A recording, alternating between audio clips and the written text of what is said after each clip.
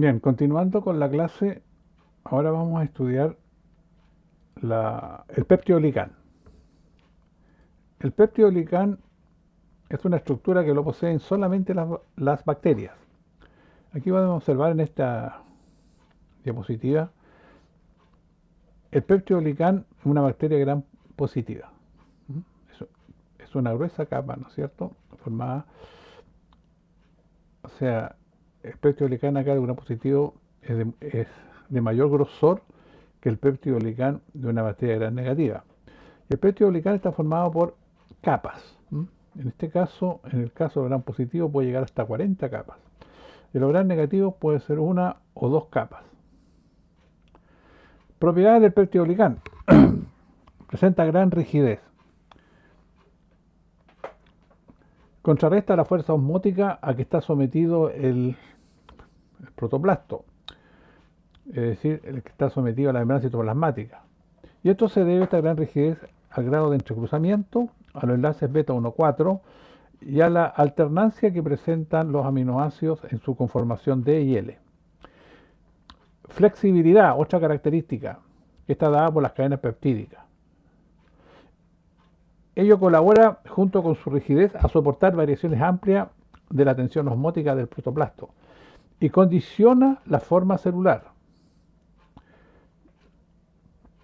Aunque el peptidoglicán por sí misma no determina la forma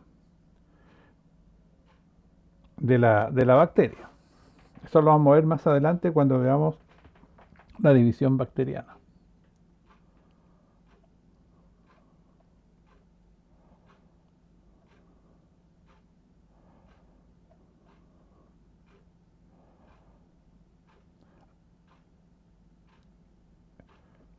Existen bacterias que carecen de peptidoglicán, como son los micoplasmas. Los micoplasmas son las bacterias más pequeñas, tienen un tamaño menor a 0,45 micrones, es decir, que pueden atravesar filtros. No son virus, porque presentan fisión binaria o la división binaria, pueden crecer en medios de cultivo, contienen ARN y ADN muy pequeños. Pero lo más importante es que carecen de pared celular, carecen de peptidoglicán. Son resistentes a antibióticos beta-lactámicos, como ejemplo la penicilina, que son aquellas que inhiben la síntesis del peptidoglicán. Al carecer de peptidoglicán, son muy pleomórficos, pueden adquirir diversas formas. Ahora, ¿cómo los micoplasmas pueden soportar la enorme fuerza, ¿no es cierto?, la fuerza osmótica interna que puede destruir la membrana? ¿Cómo lo soporta? Aquí es muy importante que los micoplasmas captan del medio externo el colesterol, tenemos la membrana celular del micoplasma, captan el colesterol y el colesterol le da firmeza a la membrana. Los micoplasmas presentan colonias muy pequeñas, que dan el aspecto de un huevo frito. Porque cuando crecen en un medio de cultivo, ¿cierto?, una parte de ella se introduce dentro del agar. De esa manera, entonces, da el aspecto, cuando uno lo observa, se observa como si tuviera el aspecto de un huevo frito. Entonces ya dijimos que el peptidoglicán le da rigidez, fuerza mecánica a la pared celular, resistencia osmótica, le da ayuda, mejor dicho, a darle la forma a la bacteria, es exclusivo de las bacterias y tiene un espesor en gram positiva de 20 a 80 nanómetros y en gram negativa de 2 a 7 nanómetros. ¿Cuál es la estructura del peptidoglicán? El peptidoglicán es un polímero formado por unidades repetitivas de NAG y NAM. ¿Qué son el NAG y el NAM? Son azúcares. El NAG es el N-acetilglucosamina y el NAM es el N-acetilmurámico. Estos azúcares se encuentran unidos por uniones glucosídicas beta 1,4. Y de esta manera se van alternando formando una cadena lineal. Ahora, al N-acetilmurámico, al NAM, se le une una cadena de aminoácidos, siendo el primero una L-alanina, el segundo un D-glutámico, el tercero, el que más varía entre lo gram positivo y gram negativo. En los gram negativos generalmente es el ácido diaminopimélico, que se abrevia con la sigla del DAPA. En los gram positivos generalmente es la L-lisina. Y el cuarto aminoácido siempre es una D-alanina. ¿Cómo se forma el peptidoglicán? ¿Cómo se forma el peptidoglicán? Bien, el peptidoglicán se forma en el citoplasma bacteriano. Aquí lo primero que se forma es el N-acetilglucosamina, y a partir del N-acetilglucosamina se forma el N-acetilmurámico. Tanto el NAG como el NAM, estos azúcares, se activan al unirse al uridín difosfato, se activan. Entonces el NAM, cuando ya está activado, se le van a unir estos aminoácidos, ¿no es cierto? Siendo los dos últimos una D-alanina y una D-alanina. Una vez que tenemos este NAM, ¿no es cierto?, con sus 5 aminoácidos, se va a unir por una unión pirofosfato a un lípido que se llama el bactoprenol o lípido acarreador, que es un poliisoprenoide de 55 átomos de carbono. Este bactoprenol, que también se le llama un decaprenol fosfato, es el que va a permitir, ¿no es cierto?, transportar el peptidoglicán formado hacia el exterior. Bueno, una vez que se ha producido esta unión pirofosfato con el bactoprenol, se une al NAM, el NAG, y ya tenemos el peptidoglicán formado. Y en este caso, entonces, el bactoprenol transporta por un movimiento de flip-flop, transporta el bactoprenol hacia el exterior, y aquí se libera el peptidoglicán nuevo. Ahora, este peptidoglicán nuevo que se liberó tiene que enganchar con un peptidoglicán viejo, y ahí se van a unir las cadenas de azúcares, y ahí comienza después a producirse el proceso de transpeptidación. Es importante decir que el peptidoglicán está en un constante recambio. ¿Por qué? Porque las bacterias tienen que dividirse, y al dividirse tienen que romper su peptidoglicán, parte de su peptidoglicán, ¿no es cierto? Una parte del peptidoglicán para que puedan dividirse. Entonces, ahí tiene que irse formando siempre un peptidoglicán nuevo, para reponer esa reparación, ¿no es cierto?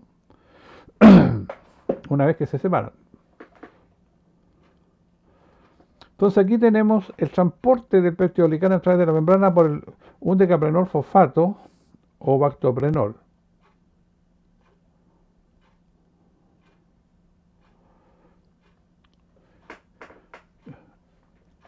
Ahora es muy importante cuando sale hacia el exterior, ¿no es cierto?, el peptidoglicán recién formado. Ahora van a participar unas proteínas que están en la membrana citoplasmática, que cumplen función enzimática, que son enzimas que cumplen funciones de transpeptidasa, carboxipeptidasa y tranglicosilasa. Estas enzimas, la tranglicosilasa, por ejemplo, va a permitir la unión de los azúcares, de esta cadena de azúcares. La carboxipeptidasa va a romper entre el cuarto y quinto aminoácido de alanina. Se pierde una de alanina. Ahora, este rompimiento genera energía que va a permitir que se active esta tranglicosidasa y también la transpeptidasa. Y la transpeptidasa lo que hace, une el tercer aminoácido de una cadena, en este caso es el ácido diaminopimélico, con el cuarto aminoácido de la otra cadena, que es siempre de alanina. Entonces aquí en esta diapositiva tenemos cómo se produce la transpeptidación, que es la unión entre el tercer aminoácido de una cadena con el cuarto aminoácido de la otra cadena, que siempre es una de alanina. Ahora, ¿hay diferencias de transpeptidación entre gran positivo y gran negativo? Sí, hay diferencias. En los gran negativos, como Escherichia coli, que es un bacilo gran negativo, la transpeptidación es directa entre el cuarto aminoácido, que es la D-alanina, con el tercer aminoácido, que es el ácido diaminopimélico. En el caso de los gran positivos, como el estafilococo aureus, que son formas cocáceas gran positivas, la unión entre el cuarto aminoácido con el tercer aminoácido, que es L-lisina, se hace con un puente de pentaglicina. Es decir, aquí participan 5 glicinas.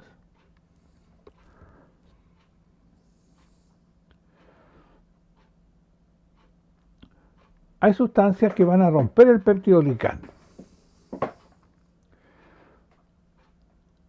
Por ejemplo, la lisosima. La lisosima, que es una enzima que la encontramos en las secreciones corporales, la encontramos en las lágrimas, en la saliva, actúa rompiendo las uniones glucosídicas beta 1,4.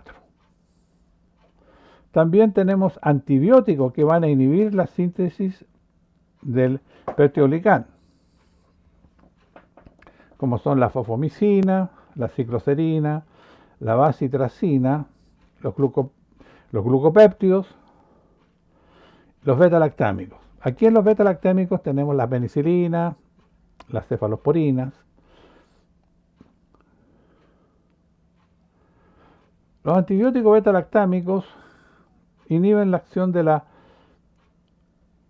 transpeptidasa, de la transglicosidasa. Pero dijimos anteriormente que la bacteria necesita romper su peptidoglicán para poder dividirse. Entonces, la bacteria también produce enzimas hidrolíticas del peptidoglicán que se llaman autolisinas. Y las autolisinas pueden ser amidasas, glucosidasas y endopeptidasas.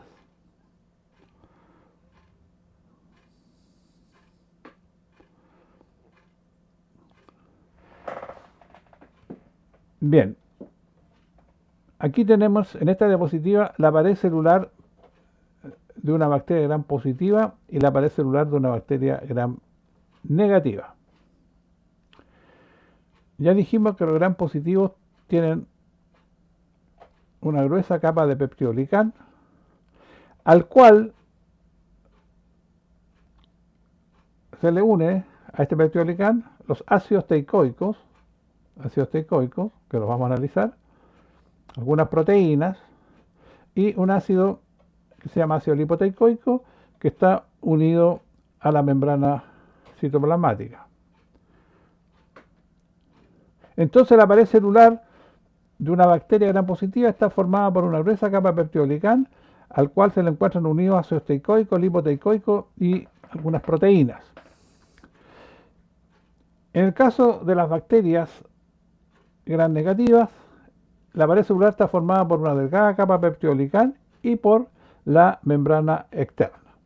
Ahora, con respecto a los ácidos teicoicos, los ácidos teicoicos son polímeros de ribitol o glicerol fosfato, aquí tenemos ribitol, al cual se le unen también acá algunos aminoácidos. Y las funciones de los ácidos teicoicos es estabilizar el peptidoglicán, darle carga eléctrica negativa y también pueden participar como adhesinas.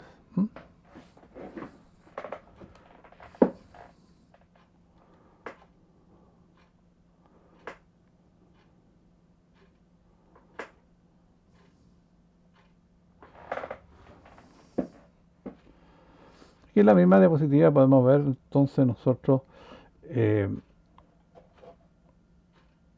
la pared celular. Esta es la pared celular de una bacteria, esta es la estructura de una bacteria gram positiva, sería la Esta estaría formada por la pared celular. Y aquí tenemos la estructura de una bacteria gram negativa, donde la pared celular estaría formada por el peptidoglicán y membrana externa. Recordar que el espacio que queda entre las dos membranas se llama espacio periplásmico. Pared celular de las bacterias. Ya vimos cómo están conformadas la pared celular de un gram positivo y de un gram negativo.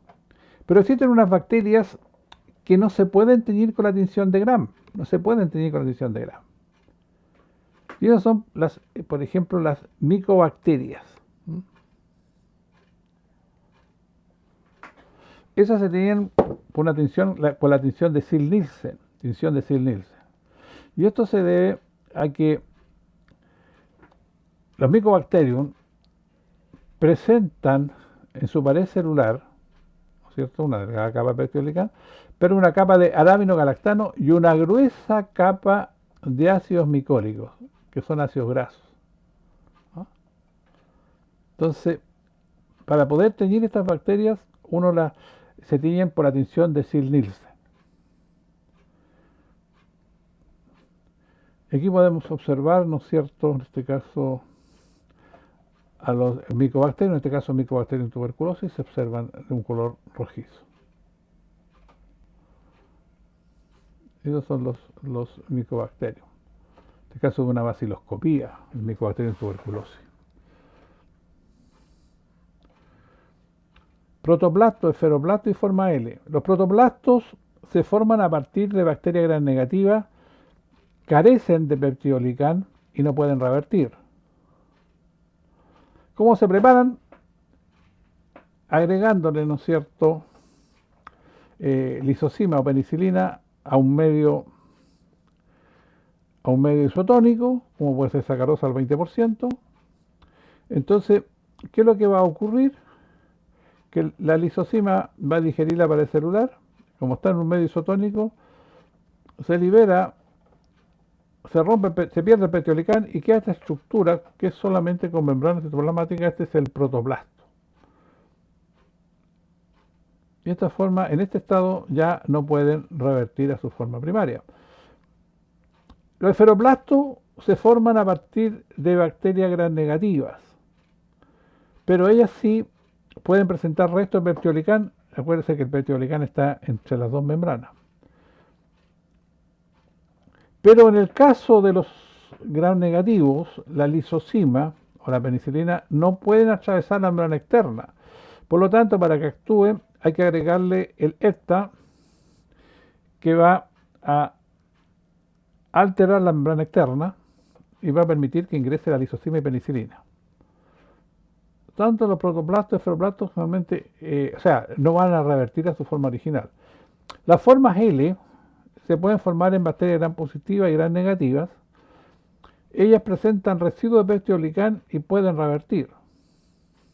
Eso se estudiaron por primera vez en una bacteria, el Streptobacillus moniliforme. Eso se estudió en el laboratorio Lister, por eso se llama forma L. Esta bacteria, cuando estaba en un medio hipertónico, por ejemplo, tenía la capacidad de perder su peptidoglicán y después nuevamente volver a formarlo. Membrana externa bacteriana. La membrana externa bacteriana, si ustedes observan acá, está formada, ¿no es cierto?, por una bicapa lipídica, pero veamos la capa interna de los lípidos. Estas son como los fosfolípidos de la membrana citoplasmática. Pero esta capa superior es diferente, porque aquí está formada por lo que nosotros llamamos el lípido A. El lípido A que forma parte de toda esta estructura que es el lipopolisacárido. El lípido A se comporta como un fosfolípido. Funciones de la membrana externa. Cumple funciones de impermeabilidad. Por ejemplo, la penicilina no tiene acción sobre los gram negativos porque no puede atravesar la membrana externa. Carece de sistema específico de transporte como lo tenía la membrana citoplasmática. Presenta, ya dijimos, una composición de lípidos diferente a la membrana citoplasmática. Es receptor de fago, ¿no? Los fagos son virus que infectan a las bacterias. Tiene propiedades patogénicas. Y esta está dada por el lipopolisacárido, también conocido como endotoxina. ¿Y cuál es la parte tóxica? El lípido A. Y la membrana externa protege el contenido del espacio periplásmico.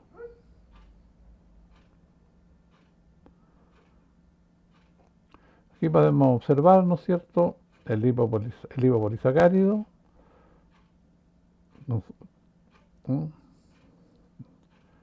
Está formado aquí, tenemos el lípido A, tenemos la proteína, aquí tenemos las porinas, proteínas de membrana externa.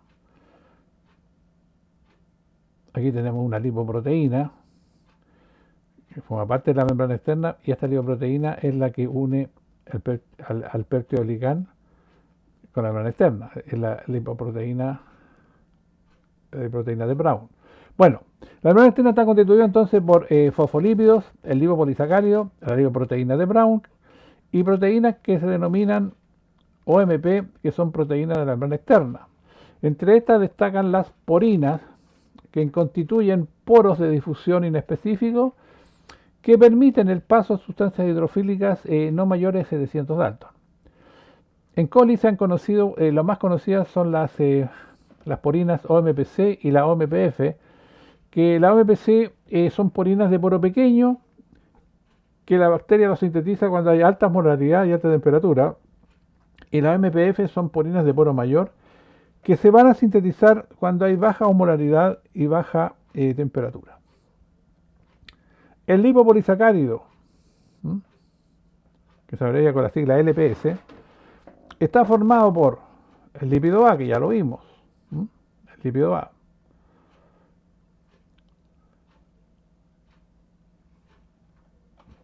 y por los azúcares, que está dada por el core y el antígeno O. El lípido A, ¿no es cierto?, está formada por un disacárido de N-acetilglucosamina, al cual se le unen estos grupos fosfato, y por otro lado también presenta ácidos grasos, como son el ácido caproico, el láurico, mirístico, palmítico y esteárico.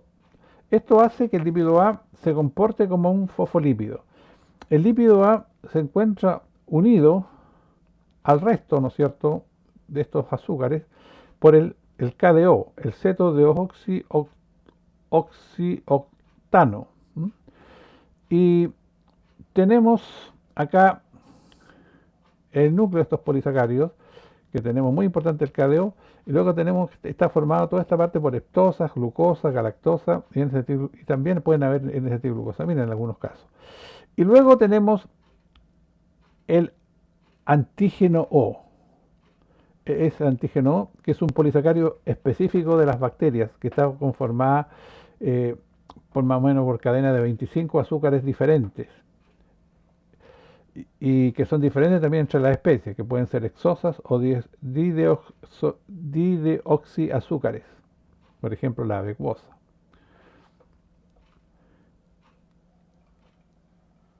Este polisacárido, este que llamamos antígeno O, le da la variabilidad antigénica a la bacteria gram negativa, y permite muchas bacterias identificarlas, ¿no es cierto?, en base a su antígeno O. Dijimos que la parte tóxica está dada por el lípido A. Las propiedades biológicas del lipopolisacárido podemos decir que es pirogénico, o sea, produce fiebre, es inmunógeno, estimula la respuesta inmune, estimula los linfocitos B, activa macrófagos, activa la vía alterna del complemento, induce a una reacción inflamatoria y puede llegar a causar un cuadro bastante serio, que es la coagulación intravascular diseminada. La endotoxina, cuando está en pequeña cantidad, va a causar fiebre, vasodilatación, aumento de ciencia de anticuerpos y va a producir un cuadro de inflamación. Pero cuando la endotoxina está en gran cantidad en el organismo, se va a producir lo mismo que vimos anteriormente, pero a eso se puede agregar la coagulación intravascular diseminada y un shock que se caracteriza por una falla orgánica múltiple. Aquí tenemos un macrófago que ha ingerido una bacteria gram negativa. La bacteria degrada en una vacuola y libera la endotoxina e induce al macrófago a producir interleuquina 1. Esta interleuquina 1 es liberada por los macrófagos al torrente sanguíneo, el cual va a llegar al hipotálamo del cerebro, y la interleuquina 1 va a inducir en el hipotálamo la producción de prostaglandinas, las cuales son las que controlan, ¿no es cierto?, el termostato que tenemos nosotros, ¿no es cierto?, que nos regula la temperatura, y hace que esta temperatura aumente, y de esa manera se produce la fiebre.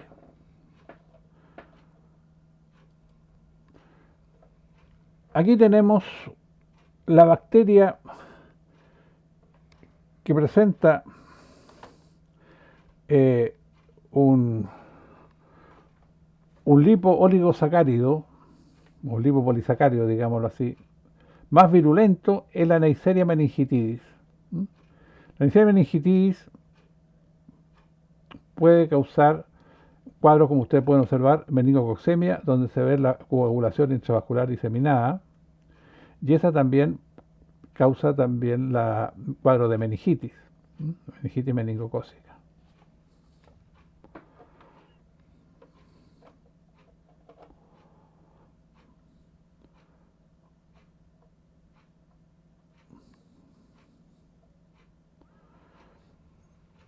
Cuando el lipopolisacárido está completo, como lo sepan aquí ustedes, ¿no es cierto?, hablamos del lipopolisacárido, pero existen bacterias que carecen del antígeno O, y eso es lo que nosotros llamamos lipo-oligosacárido. Lipo-oligosacárido carece del lípido O. Y la Neisseria meningitidis presenta un lipo-oligosacárido, ¿eh?, para que eso quede claro. Espacio periplásmico. Ya dijimos que lo presentan solamente las bacterias gram negativas, y el espacio que queda entre las dos membranas, y contiene proteínas que cumplen diferentes funciones, como transporte de metabolitos hacia la membrana citoplasmática, eso lo vimos. Presenta proteínas que degradan macromoléculas, son enzimas hidrolíticas, pueden ser fosfatasas, proteasas, endonucleasas, y también presenta proteínas que van a degradar antibióticos y metales pesados. Por ejemplo, entre las proteínas tenemos las enzimas que son las beta-lactamasas, que son las que van a degradar los antibióticos beta-lactámicos, los van a inactivar a los antibióticos beta-lactámicos, como en el caso de las penicilinas. También vamos a encontrar quimioreceptores. El contenido periplásmico se puede obtener a través de la técnica del shock osmótico. Zonas de adhesión son zonas donde se unen las dos membranas.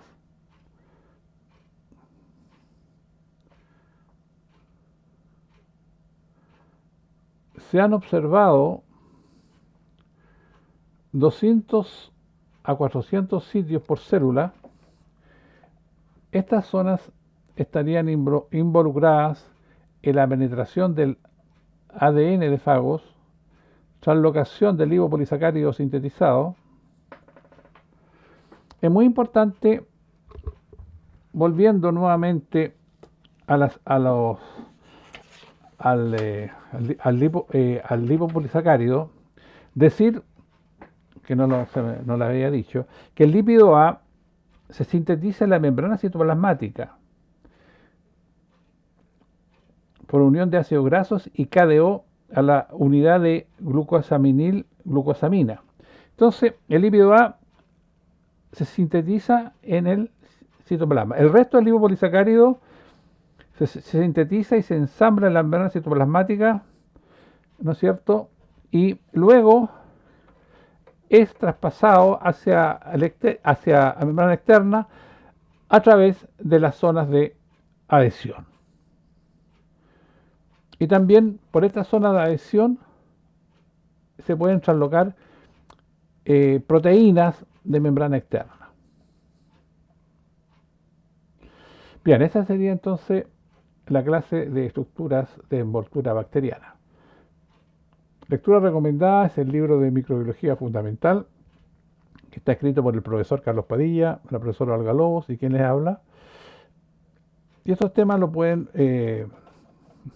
ver en el capítulo 5, de la página 73 y 86.